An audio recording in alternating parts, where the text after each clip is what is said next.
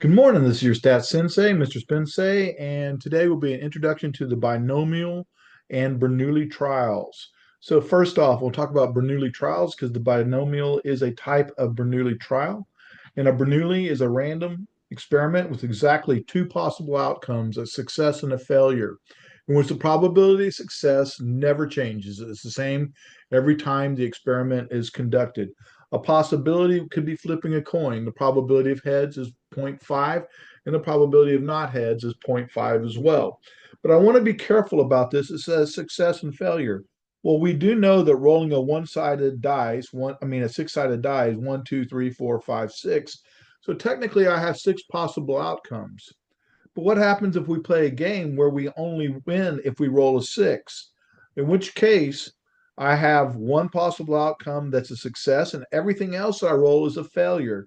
So if it can be defined as a success and a failure, it qualifies as a Bernoulli trial. And when it's a yes no situation, success failure, we call that binary. You have two choices, a success or a failure. And that's what binary means. Independent means the first trial doesn't impact the trials after that, and vice versa. So what's happened before doesn't impact it. When I roll a dice, the fact that I rolled a three last time doesn't impact whether or not I'll roll a three the next time, et cetera, et cetera. All right. So the same probability is the same. It's the same for each one. Again, the rolling the dice, it doesn't matter. It doesn't matter whether I roll it on a Monday or a Tuesday. The probabilities still say the same. So when we don't have an infinite population, the trials are not independent. But, and this is just a special case, and this will tie into the second semester more, it's still okay to proceed as long as the sample is less than 10% of the population.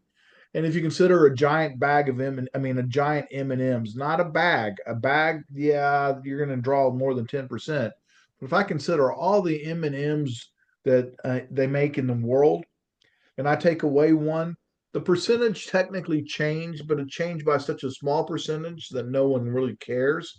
So if it's less than 10% of the population, we don't worry about that. However, that's really going to tie into next semester, not this semester. Discrete, the number of the possible outcomes of success or failure are distinct and countable. They're one, two, three, four, five, and they can start at zero. And when we work with a binomial, it will be a discrete. We're not going to worry about continuous, but I am going to mention what it is. And it can take on continuous values, can take on any fractional values, whereas the discrete can only be whole number values 0, 1, 2, 3.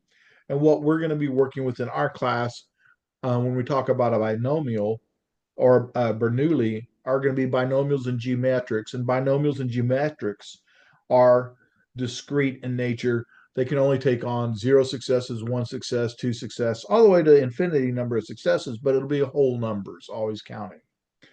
So moving from the Bernoulli to the binomial. First off, the binomial is a Bernoulli trial. And as I just mentioned before, it's discrete in that the distribution represents the possible number of successful outcomes. All right. In which case it's going to be 0, 1, 2, 3, 4, 5, all the way to infinity. There's only two possible outcomes, which means it's binary. And we have the probability of success, which we say is P for probability, and the probability of failure, which is 1 minus P, sometimes noted as Q. 1 minus P equals Q. And so I just note that because when you go off to college, you may see Q, and 1 minus P is equal to Q. Each trial is independent, and the probabilities cannot change, and the number of trials are predetermined or is predetermined. So our conditions, all right? Well, if you notice, our conditions spell out bison, except this isn't a O, it's a zero. B for binary, we have to have a success or a failure. Independent, each trial is independent of the others. That's the I. S, same probabilities of success. Probability of success doesn't change depending on the weather or depending on the day of the week, etc. Zero. With a binary, we can start at zero. So we could have 0, 1, 2, 3, dot, dot, dot, all the way to infinity number of trials or successes. But in number of trials is fixed. We predetermined our group size or the number of attempts or the number of trials. Then we have this awful looking formula. By the way, this is a formula that you do not have to memorize. It shows up on the formula chart. So the formula for the binomial is n, the number of trials or the group size, and x is the number of successes. P is the probability of success, and once again, x is the number of successes.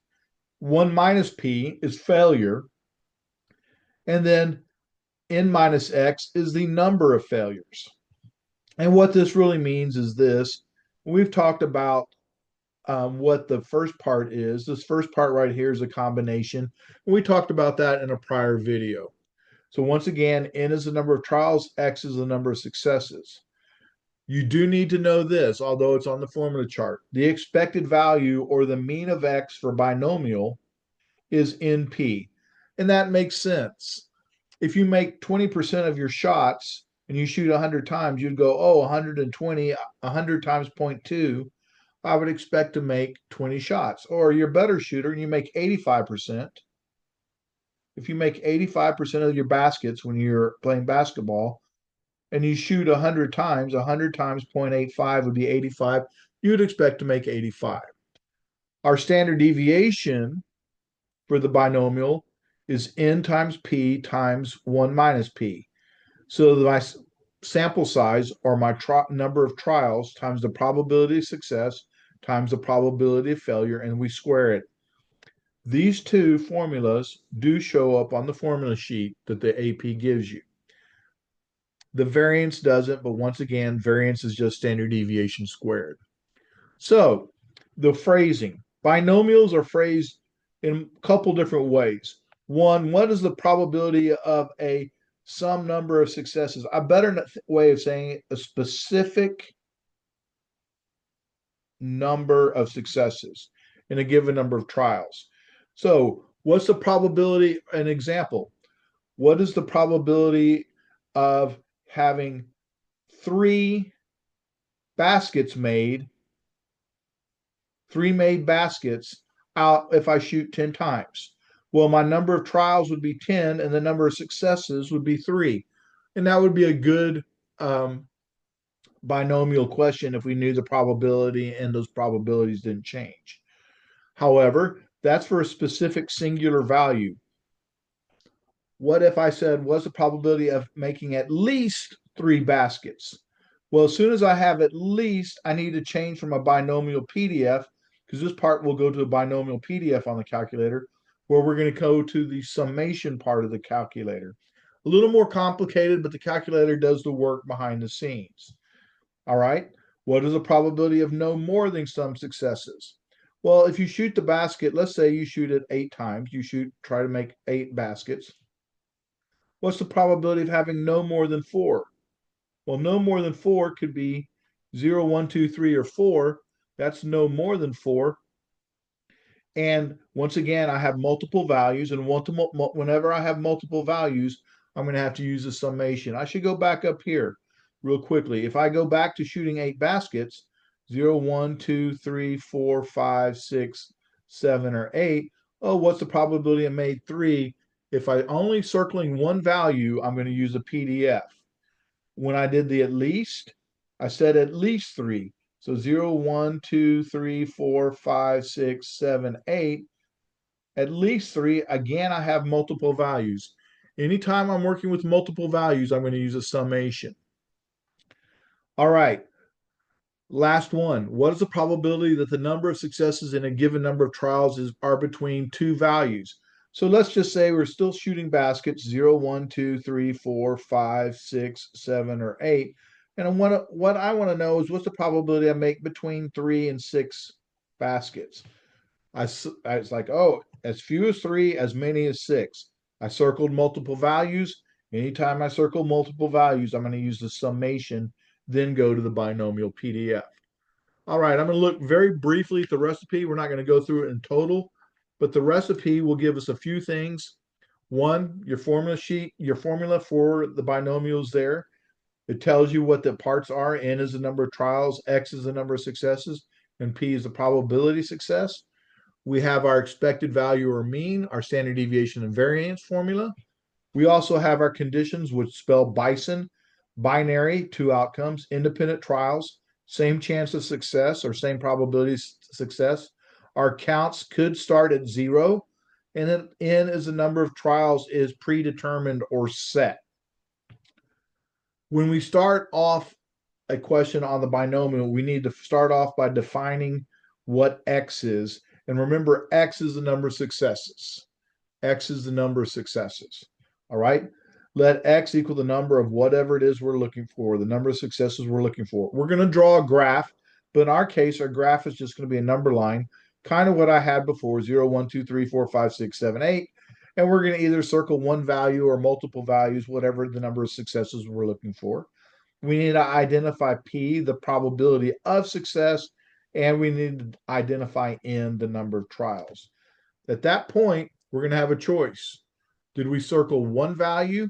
If we circle one value, we're going to work all the way down on the left-hand side. If we circle two or more values, we're going to work on the right-hand side. All right, that's the introduction to the Bernoulli and the binomial. Please remember it's discrete. Please remember the conditions are you have to have a binary, two outcomes. The trials need to be independent. The probability of success cannot change. Our counts could start at 0 or do start at 0, and the number of trials is predetermined or set. All right, look forward to seeing you on the next one. We actually learn how to run the binomial when we have a singular or specific value. Thank you.